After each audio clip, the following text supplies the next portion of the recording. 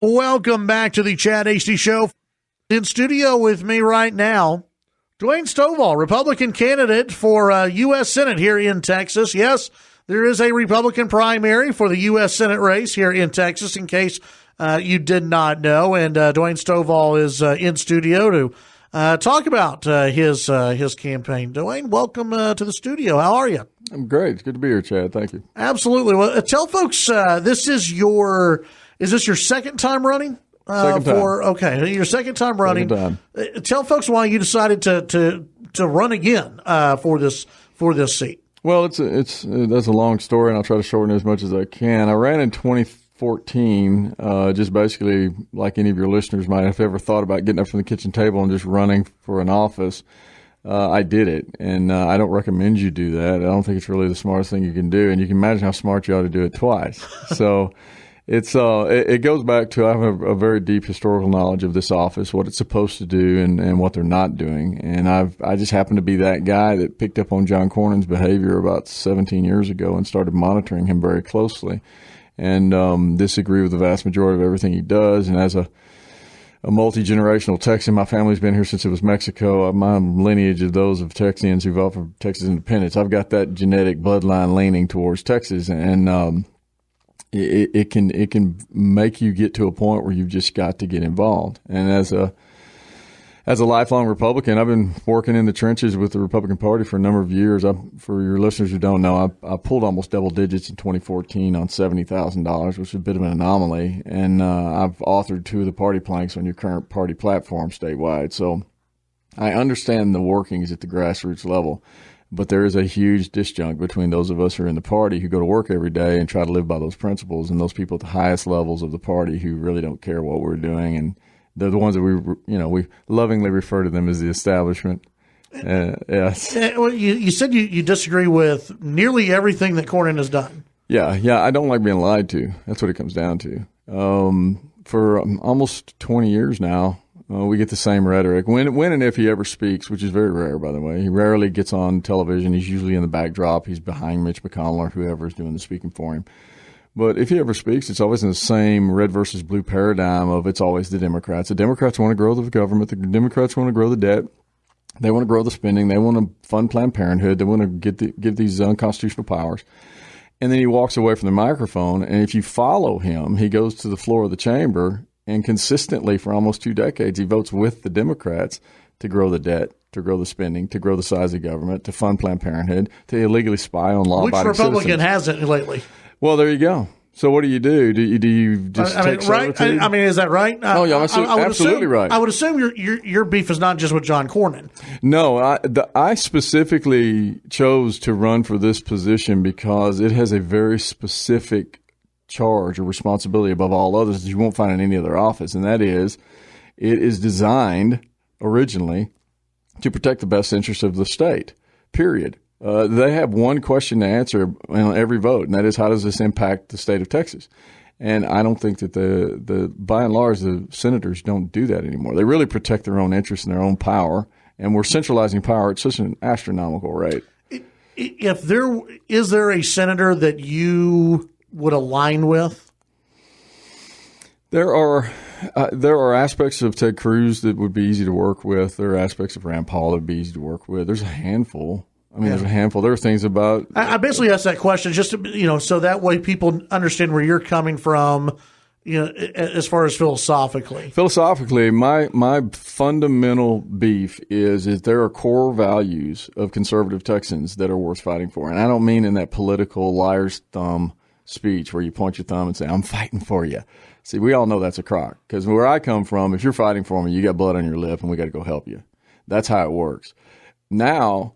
With Cornyn in particular, there's not a single conservative principle that he's not willing to negotiate with. Everything is on the table with him, whether he's sitting down with Dianne Feinstein to, he's going to bipartisanly work on smart infringements on your right to bear arms, or whether he's working with Beto, and people don't realize that, whether you're working with Beto to write legislation to undermine the wall. This is his behavior. There's really nothing that he will draw a line in the sand for and say, no, we don't go past this part. And I'm not that guy. I'm a bit of an ideologue when it comes to core values and principles. You want to negotiate on spending and funding and budgetary means? Sure, let's negotiate. We can talk to everybody about that. When it comes to your right to bear arms, whether or not you're going to make us a business partner with an industry that murders children and sells their body parts, are you serious? You're actually going to – and that's the other part. You go to the floor and you say, I'm against funding Planned Parenthood. And you take the show votes, and then they run elections on the show votes, but they go back and they vote for omnibus bills that fund everything that they say they're against, and they don't talk about that. It's nefarious all the way across. So with your kid, let's say, and obviously this is, you look at the polls, you look at the money race, everything else. This is an uphill battle, right? Well, that's what they project out there. It's not. There's a wave in Texas, whether you like it or not. It's a numbers game. And you're never going to see John Cornyn release an independent poll because he's awful. He's atrocious in polling. We do in-house polling because we don't have $10 million to spend, because grassroots Texans, if you look it up in the dictionary, those are conservative Texans with no money. That's if you look it up in the dictionary, that's what it is. But that doesn't matter. It doesn't take that much money to run a race against this guy. The perception being put on everyone is that he is the guy. He's got $10 million. Of course he does. But you don't pull double digits in 2014 on $70,000 while he spent in excess of $18 million to win the primary by the worst margin in the history of that race. He's extremely weak. That's why all the establishment folks are circling the wagons around him, because he is that weak. And he doesn't do anything beyond the primary anyway. You got to get somebody. You say establishment. You do have, would you consider Dan Patrick establishment? Dan Patrick has pivoted left so hard, I don't know what to do with him. Okay. What about Donald Trump? Donald Trump is an anomaly. Let me explain to you this number. I'm just because these are the guys who have endorsed. Wait a minute. Let's back up on Donald Trump. Donald Trump is a negotiator. End of story. When they came up with the wall funding the first time, when they could have done something with it, make no mistake, John Cornyn voted against it. When it came down to time where, it looks like everybody really likes what Trump's doing, I better get his support, they negotiated a vote for wall funding, which never occurred, by the way, which never came to fruition, for a endorsement, so to speak. But that endorsement doesn't fly. It's a negotiated deal. What we're dealing with is Trump is the anomaly. In 2014, when I ran, you had about 1.3 million that came to the primary, which was about less than 1 in 10 voters. In 2018, when we had the Beto effect and everything's supposed to be elevated with this emotion, right? Right. You know how many people came to the primary? About 1.4 million. It was right around the same. No real elevated heat moment for the Republican side. In 2016, Donald Trump brought an extra 1.2 million, 1.3 million or more to the primary. You know what the intrinsic common denominator is with all those people? They hate the establishment. Yeah. They can't stand them. They're going to come back in March. So do you like the job President Trump has been doing? By and large, yes. Okay. I think he needs better advisors. What the best characteristic of him, and I'm not talking about personal characters or his Twitter, I don't care anything about all this stuff. Yeah. His best characteristic is he will pivot. If he gets good messaging, that's what's made him successful in his life. He's not an alpha male that says, I'm right all the time, no matter what you say. What makes him successful is that if you bring him good information, he will actually use it. That's a great characteristic. And that's what makes him successful. Let's say you win the primary, go on, win the election, and you go to the Senate. What's your maybe 1, 2, 3, your first 3 priorities as a new U.S. Senator? Well, because I'm not a lawyer and I'm not case method trained, legally, whatever you want to call it, bathed in all of that case methodology. My aspect is to use Article 3 authority as it was written, because they don't use it. In short, if you asked all your neighbors and yourself, hey, who does the Supreme Court of the United States answer to? And I've asked this between 17 years old and 75 years old. It doesn't matter. They're all going to answer the same way. They answer to no one. But the fact of the matter is they actually do answer to Congress. And if you read your Article 3 in your Constitution, you got to read it as a legislator, because it was written for the legislative branch, not for the judicial. And you find out that we have the authority to remove them from aspects of law that they don't have any business being involved in. My idea would be to divest power away from that body as quickly as possible, meaning we don't argue with each other over foreign policy and undeclared wars, which we should be. and we don't argue with each other really over trade agreements. Yeah. What we're screaming at each other and what you got pink hats wearing, standing in front of television cameras in Are you DC. not a fan of the pink hat? Oh, please. They're free to wear them. What you get is a bunch of people screaming at each other over social issues. Right. Abortion, defining marriage, the right to bear arms, these things right here, health care.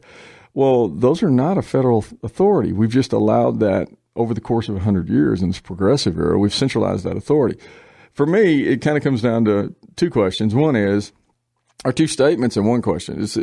There is no question for which the answer is to give the federal government more power. That's never going to be the answer to a question, period. We're at that point. It's too big, it's too large, it's too powerful. It's time to start divesting power away from it.